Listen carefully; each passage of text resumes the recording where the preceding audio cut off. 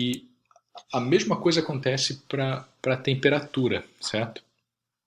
Né, para a equação da energia.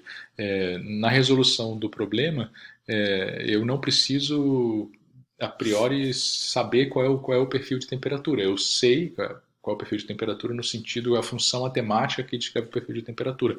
Mas eu sei que ela vai depender de uma série de parâmetros que aparecem na equação. Né? Então, no caso da temperatura dimensional, ela é uma função G1 que eu coloquei aqui, que vai depender de x, y, Reynolds, Prandtl, né? E de U, né? Certo? Ou eu posso colocar ou U ou o dpdx. Isso porque, né? Vou só voltar aqui. Porque aqui ó, aparece as variáveis, né? X, Y, na verdade U e V, né? U, V, Reynolds, Prandtl, certo? Mas como o U e V, se nós olhamos para as duas equações, dependem do dpdx, e de Reynolds e de x e y, tanto faz eu colocar a dependência como U e V ou dpdx. Né? Então eu vou escolher o dpdx. Tá? Então a dependência seria x, y, Reynolds, Prandtl e dpdx, certo? Tá? Ok? O parâmetro de engenharia, nesse caso, é o coeficiente de transferência de calor. Né? Então, ele é dado por essa expressão aqui, ó, menos K Ts menos T infinito, vezes o gradiente de temperatura em y igual a zero. Lembrando que menos K vezes o gradiente de temperatura é o fluxo, né? Que é o que define fluxo sobre ΔT. Tá?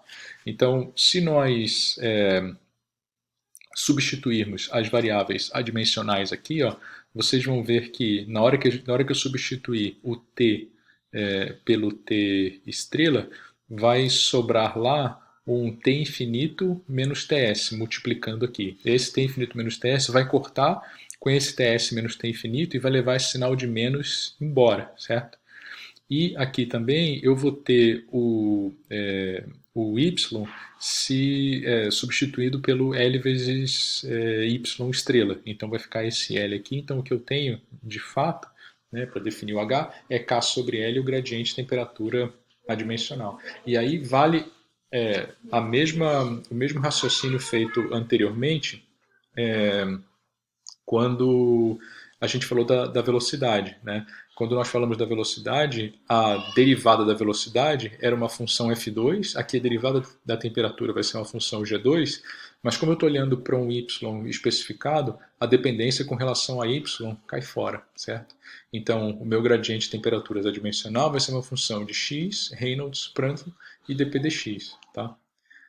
E aí, vocês acho que já imaginam o que vai acontecer agora. Eu vou olhar para uma geometria especificada, para uma dada geometria, uma placa, um cilindro. Né?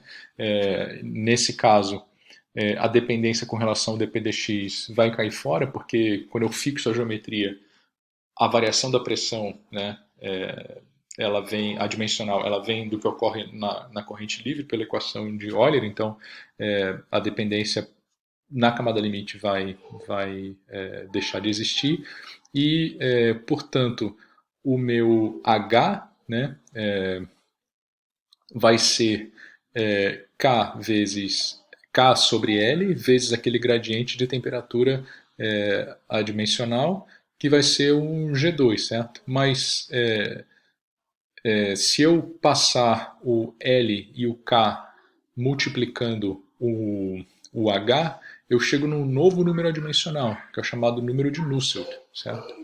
O número de Nusselt é, na verdade, o coeficiente de transferência de calor adimensional. Né? Ele é HL sobre K, onde esse K é o K do fluido.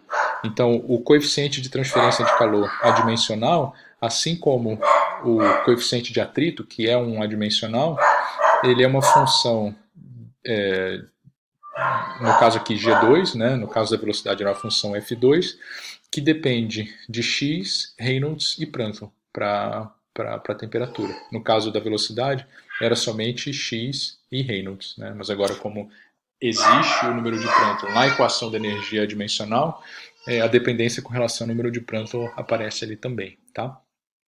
E aí vale o mesmo raciocínio, né, de calcular o número de Nusselt médio. Né? O número de Nusselt médio nada mais é do que um H médio adimensional, né? Então, ele vai ser aqui, por definição, né, L sobre K vezes o H médio, certo? E aí, como eu estou fazendo uma integração ao longo de X, né, de 0 a L, o comprimento da placa, aquela dependência com relação a X vai cair, certo? Tá? E aí, se eu quiser, né, no final das contas, reproduzir duas situações térmicas semelhantes, né, uma situação em escala, uma situação em escala real, uma situação em escala reduzida, né, o modelo, o protótipo, nós temos que respeitar esses parâmetros adimensionais. No caso da transferência de calor, o valor local, as variáveis que eu tenho que respeitar, os parâmetros adimensionais, o x adimensional Reynolds e Prandtl, ou no caso do número de Nusselt médio, do coeficiente de transferência de calor médio, é Reynolds e Prandtl. Então, se eu respeito Reynolds e Prandtl, e manter a mesma geometria, isso é muito importante, né? Então, se eu tinha um aerofólio no modelo, tem que ser exatamente o mesmo formato daquele aerofólio no protótipo, basta eu respeitar aqueles parâmetros adimensionais para ter a mesma variável dependente ali no caso, certo? De engenharia, né? O coeficiente de transferência de calor adimensional, que é o número de Nusselt, e o coeficiente de atrito, tá? Então,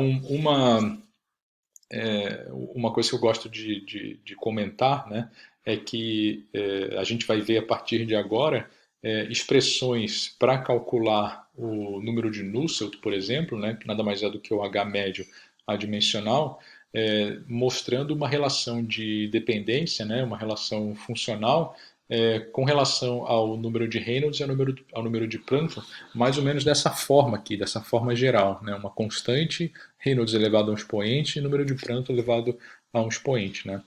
Isso pode parecer que é muito empírico, né?